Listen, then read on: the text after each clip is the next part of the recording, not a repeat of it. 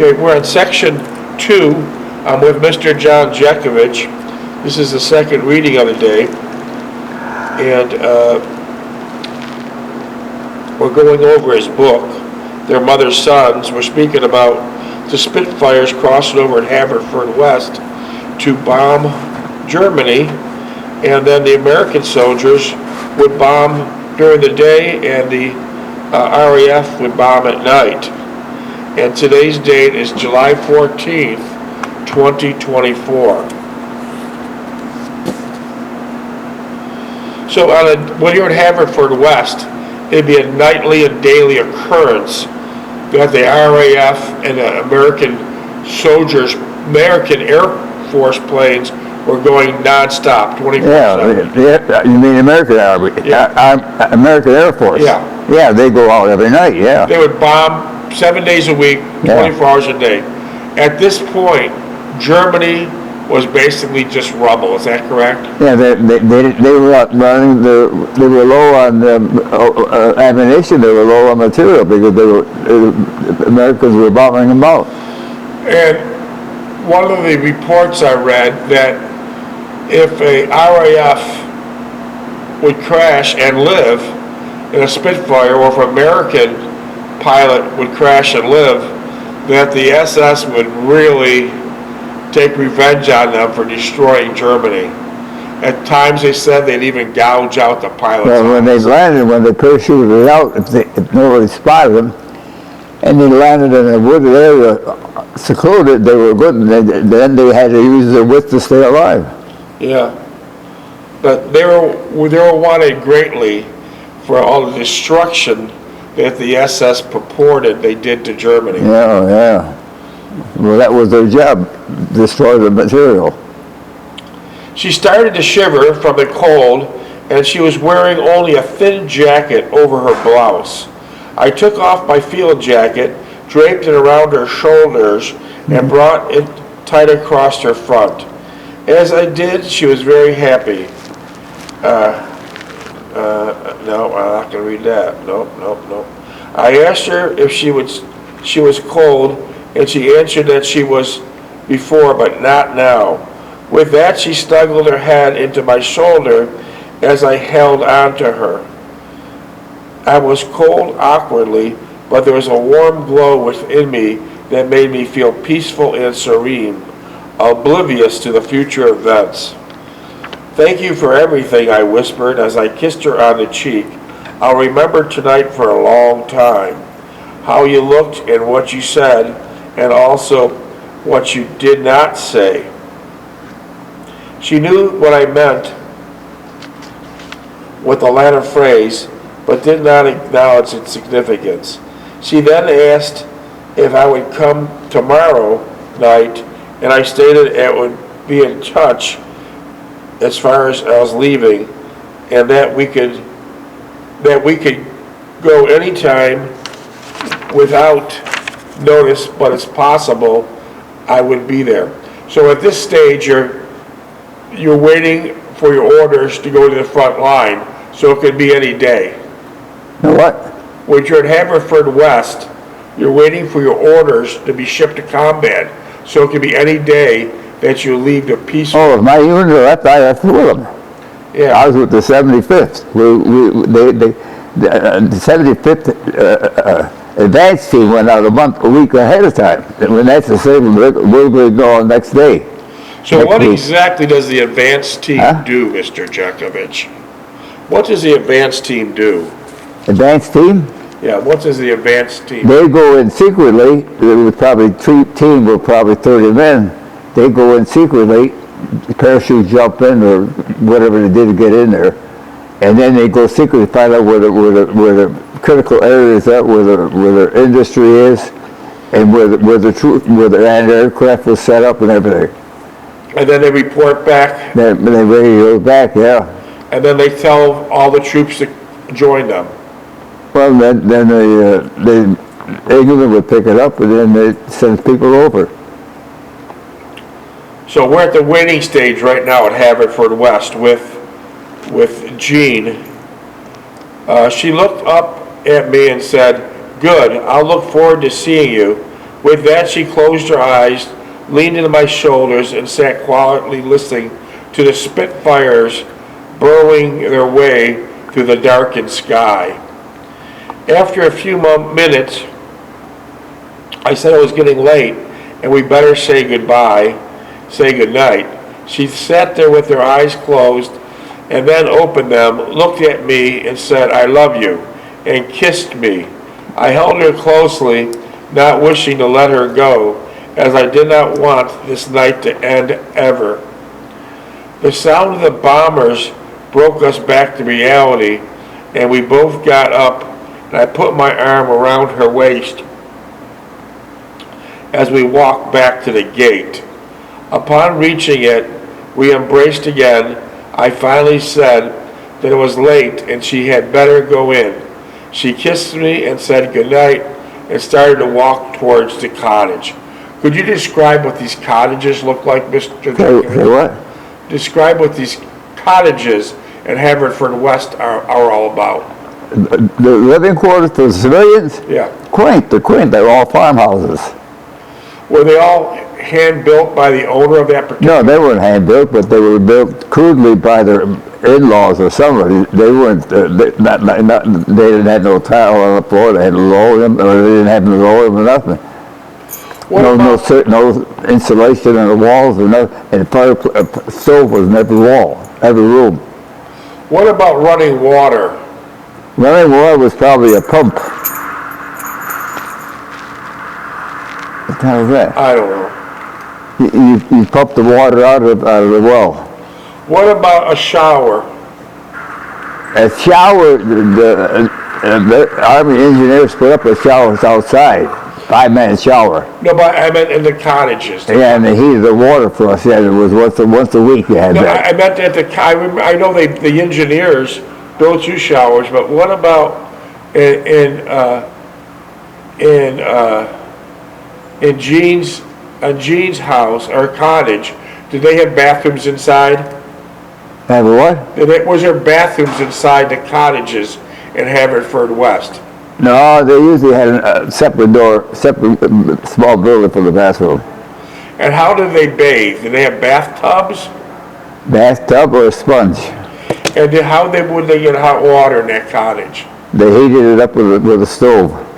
So it was a Or pretty, sometimes they heated it up with a bucket of a pail or something, put it on a fireplace to get it heated up and use that water. But they had no water tanks, hot water tanks, no. So it was really a chore taking a bath there. No, yeah. It'd be really a chore. And the bathrooms were basically outhouses? They were outside where the engineers picked them up. Okay. After a few minutes, I said it was getting late, we better go. The sound of the bombers brought me back to reality, and we both got up. I put my arm around her waist and walked back to the gate. She suddenly stopped, turned around and said, "Your field jacket." She started to unzip it. "And you said, 'You keep it, I can get another one,'" I advised. With that, she waved and walked away. In a minute, she was gone. The night has ended, and it was a good part of my life as I had come to know it. We had started out earlier that evening with great expectations of sexual proneness and great excitement of things to unfold, turned instead into a soul-searching expedition of real values and inner direction. Okay, both of us, no, I'll miss that. If times had been different, the night would have been filled with our wildest expectations. The next morning, as we lined up for formation to march to Chow, there was no news of our imminent departure. I felt relieved, what meant that I could see Jean once again. Everyone complimented me on my companion at the last night's dance. They all wanted to know where I had kept her hidden away. So all your fellow soldiers were saying, "Where did you find this lady?" Who? Jean? Fellow soldiers, they said, "How did you find this beautiful lady, Jean?" That was in a church dance. It wasn't in the bar. Oh no, I know you wouldn't go to a bar. I know you would never go to a That's church why I dance. went, that's why I went after moving to dance. I wouldn't go to the bars. Well, that's a damn good That's why I place. found them in the church. Damn Church good place dances. to meet people is in a church dance, not in some damn bar. You get more than you wished for. I dismissed it casually and did not dwell on it. Lape kept pestering me if Jean has a sister or a friend, and as he wanted to meet her. So Jean, Lape? Lape wanted to know if Jean had a sister or a friend, so you could set up Lape with Jean's sister or friend. Lape wanted me to pick them up. Yeah, Lape wanted to know if you know of any girls for him. Yeah. I said, well, I'll work on it, but Lape, it'd be hard to fit somebody with a girl who was normal.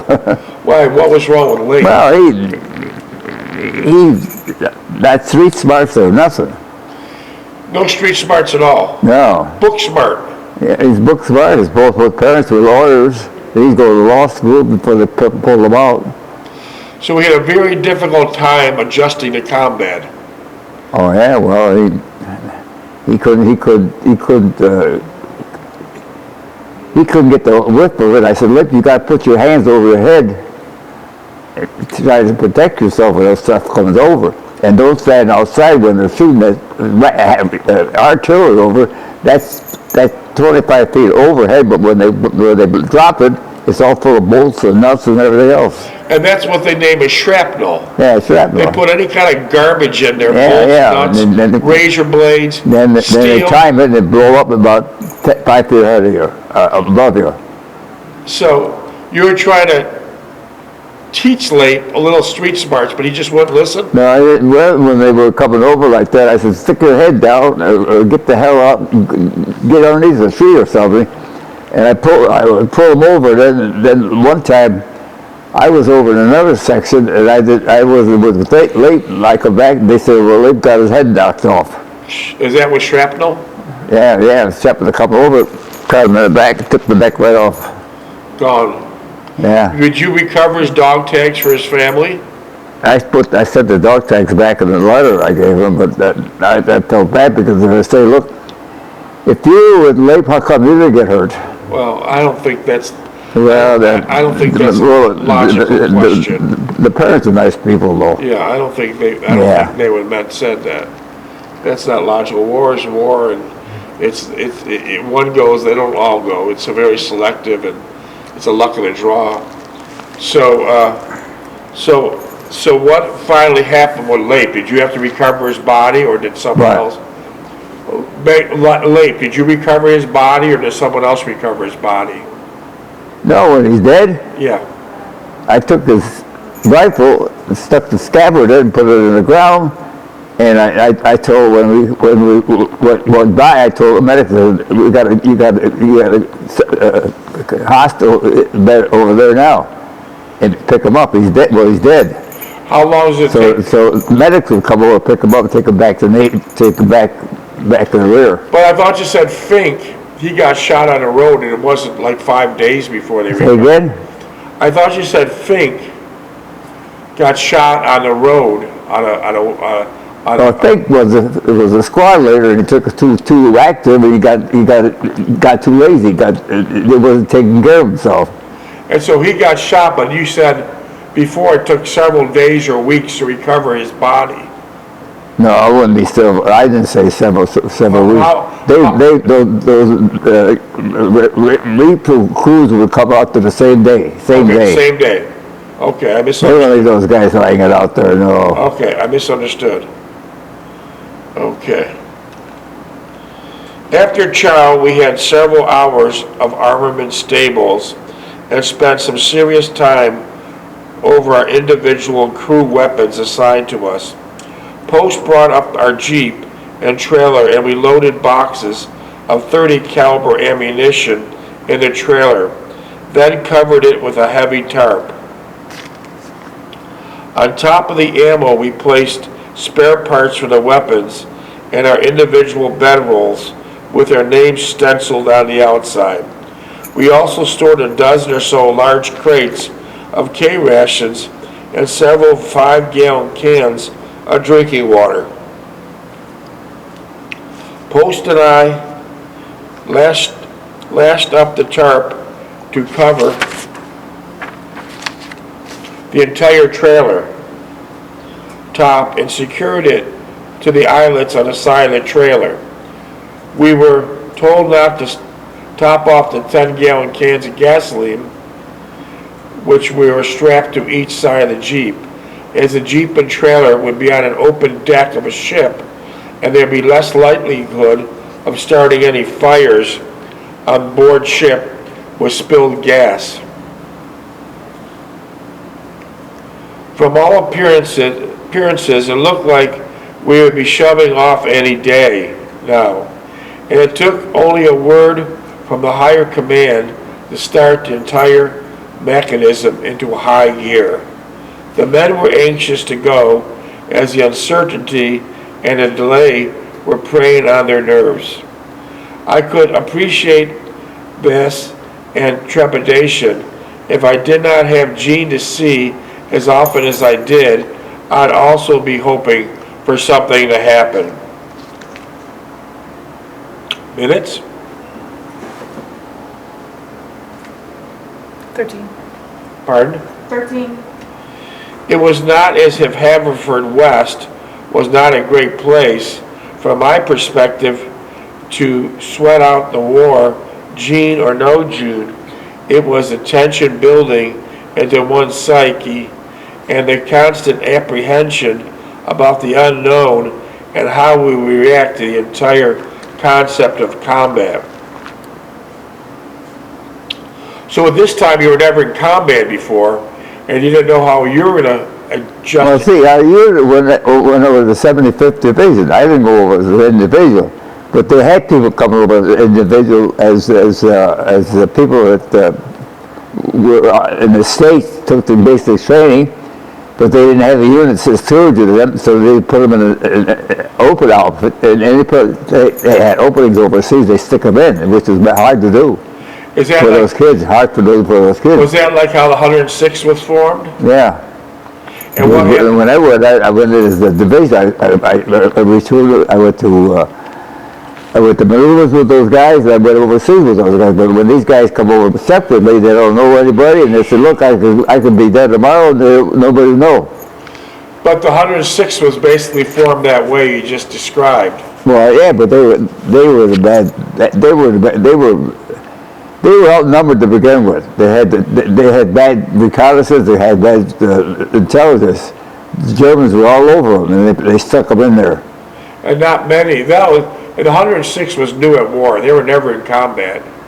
Well, they were in the combat probably a day or two trying to get the hell out of there, but they got killed. Almost all of them were killed. Yeah. Almost every one of the young boys. Yeah. It was the unknown that was driving us into despair, from none of us could directly relate how each of one of us would ultimately react in combat. We all wanted to do our best and perform as expected of us. Our desire for perfection was governed and commanded by something quite out of our control and discretion. I'd be learning experience providing we could sustain lifelong enough to participate in its knowledge and experiences. We were all green troops without a semblance of any form of The leadership. 75th was a green troop, but they went over there as a unit. They stayed as a unit. When we went in so-called combat, I knew my buddy was maybe about 2 miles away. I knew him from Training. maneuvers. I knew him from when we were back in the States. I knew them. But you get a recruit coming in by himself, they dump him in there and he's lost. Yeah. How were the commanders of the 75th? 75th, we had Goodnight, but he left. He didn't see any combat at all. He left. He was my company commander, Captain Goodnight. And he left before the war started. Most of Bandy left, Bonte left, and the mail clerk left. He was one of us, and they made him a mail clerk. They left. He left with them. In Big Suckhole, he left with them. They all left. Oh, so this mail clerk was a big suckhole, and he just left Yeah. with them to get out of combat. It's interesting. Goodnight in his hometown, they named a high school after him. What? Goodnight didn't see any combat, did he? Who? Goodnight. Oh, yeah, he saw some, yeah. Okay. Because they named a high school after him. Let's see. We were all green troops without semblance of any form of leadership. All the former personnel had left, and there was no one to replace them. All, and mostly all, of the enlisted personnel were ASTP, or Air Corps. And what was left were draftees and a sprinkling of replacements that could not fit in anywhere else. What a way to fight a war. Jean opened the door after my second knock on the big brass knocker. My first glance at her when she turned to usher me into the parlor, she looked appealing and desirable, and it was apparent that she spent a considerable length of time grooming to attain the look she acquired at this time. I remarked that she looked great, and she turned her head slightly in my direction and smiled the smile I had found so pleasurable and delightful. I especially admired her ankles and her high-heeled pumps, which she had so admirably displayed as she walked ahead of me. I greeted the Youngs warmly and chatted a bit, mostly about the war and when it would end.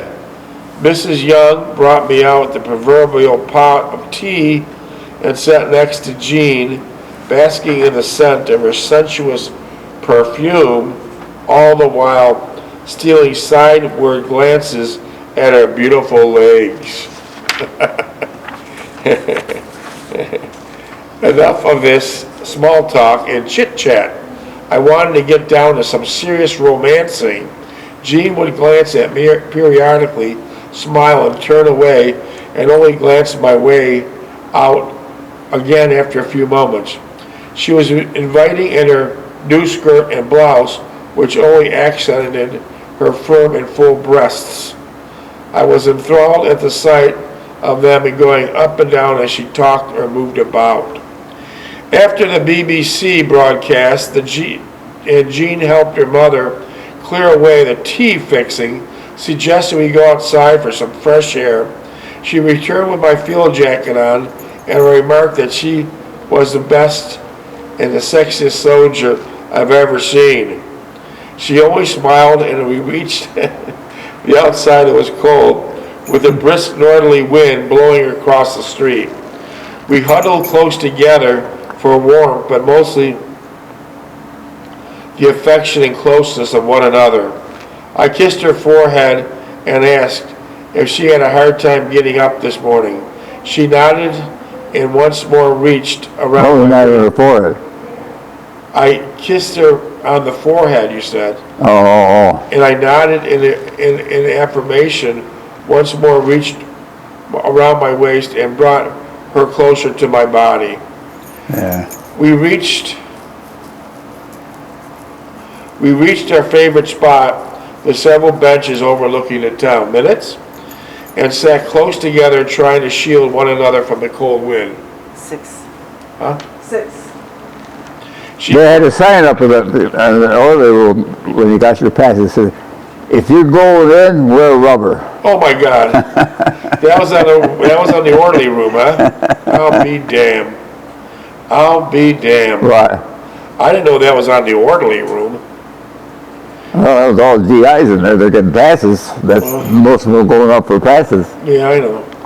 She put one hand in my And actually, I didn't have actual sex with him. I did a lot of smooching. Yeah, leave it at that. But I didn't want to bring anybody home. No, I don't blame you. She put one of her hands in my field jacket for warmth. I took her other hand, and I then told her that we could be leaving at any time now, and we all were packed, just sitting around waiting to go. No, can't read that. Won't read that. No, can't read that either. Okay, let me get some G-rated here. Okay, better stopped, but I ignored her remarks. I kissed her. After several minutes, she withdrew my hand. That's enough. All this stupid I'm talking. afraid we got me terribly excited, and I don't think we should go any further. Okay, can't read that, won't read that. She stood up and said it was getting late, and perhaps we better say good night. As we walked back to the cottage, I held her hand and said I would try to see her tomorrow night. I certainly hope so, she exclaimed, as she put her arm around my waist. We reached the gate, and I embraced and kissed. She once again buried her head into my shoulder. I stroked her hair and brushed it away from her face where the wind had driven it. I peered into her face as I brushed aside her hair. Thank you for everything, I said, and I will remember you for a long time. The kindness and love you afforded me and your parents' warmth. Thank you for everything, I said. I'll remember you for a long time and the kindness and love you afforded me and your parents' warmth and tenderness. I shall miss you all, but especially I shall miss you most of all.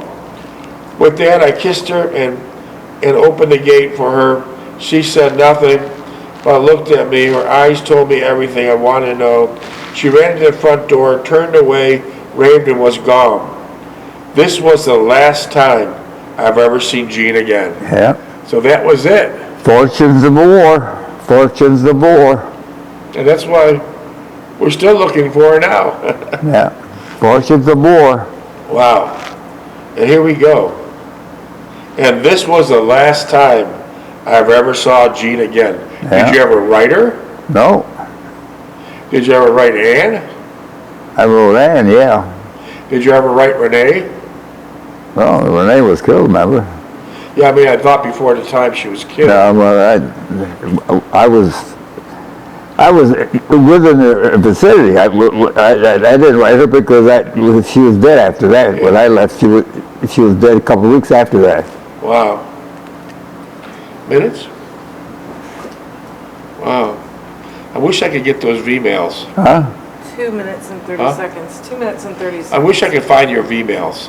I found those inserts I had on scraps of paper To your to mother. Delphine. Yeah.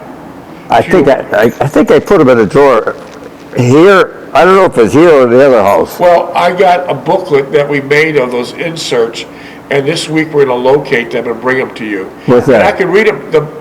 A booklet was made for you with all the inserts, the notes that you gave your Oh, wife. a Delphine. scrapbook full of inserts? Yes.